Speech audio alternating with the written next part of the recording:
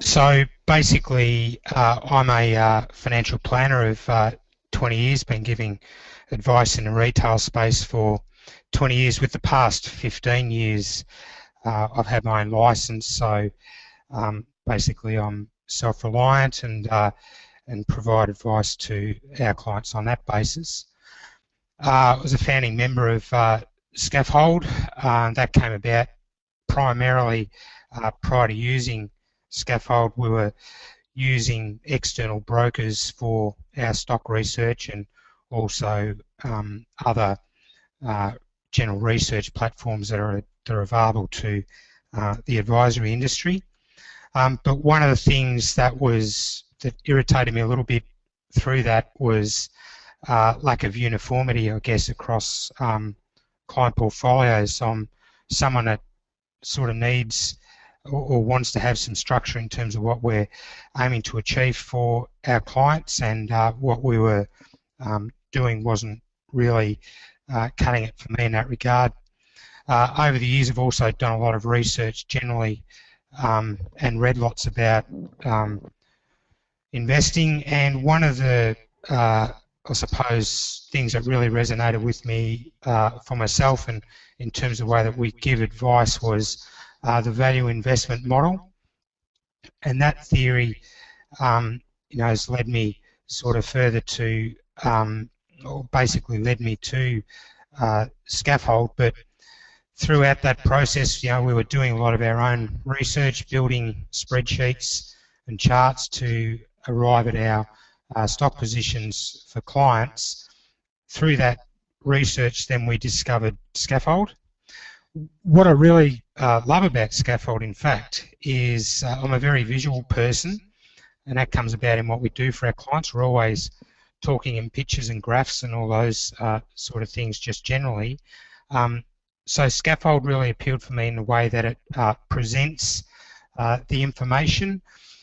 Not that we put that in front of clients, but for myself, basically, I like to look at a graph because I believe that you can understand a lot about what's going on through charts, and I do that for my own business, and I do that for other businesses that we're involved in. So I felt that Skaffold then provided also with a whole lot of other information that the other research sites lacked, and was able to present that information in a meaningful way, and it was consistent really then with my own views about what constitutes a good business. And I guess that what we really focus on and our aim in managing client portfolios is to avoid disasters. I mean, obviously, we're not going to make our promise to our clients like Chris that we can earn 100% or anything like that, but what we definitely want to do is to avoid capitulations and disasters with any companies that we've got our clients in. So for that reason, we tend to, I'll just show you just an example of that in the way that Skaffold, I guess the things that I tend to want to focus on, it's the same sort of things that would want a client to focus on if they're running a business, or if if you're evaluating, I suppose, any business, and that's to look at cash flows and balance sheet.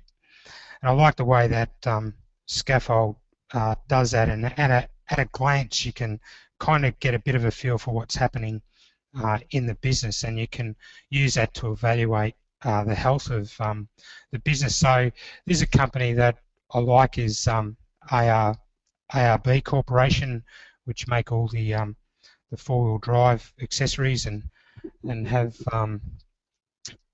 repair shops and those sort of things across Australia, servicing the four-wheel drive market.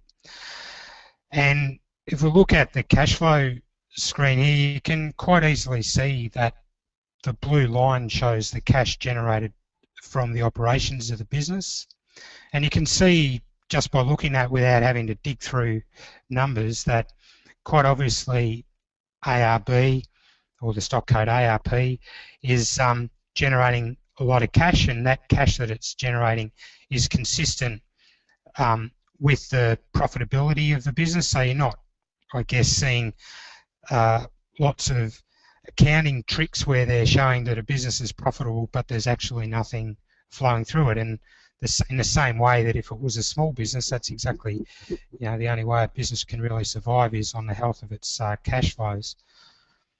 So that's one aspect of that which I find really useful.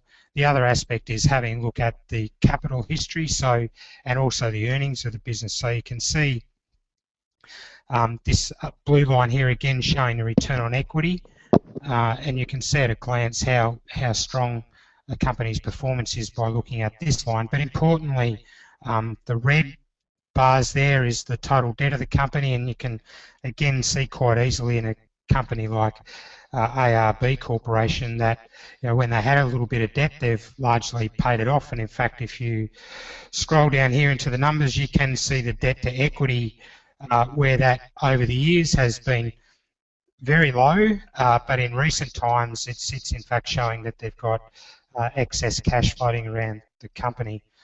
And so from there, basically, I do like to look at those when we're looking at businesses. We use the general filters in Skaffold to only consider stocks that are rated A1, A2, B1, B2. They tend to be the sort of companies that have strong balance sheets and good cash flows.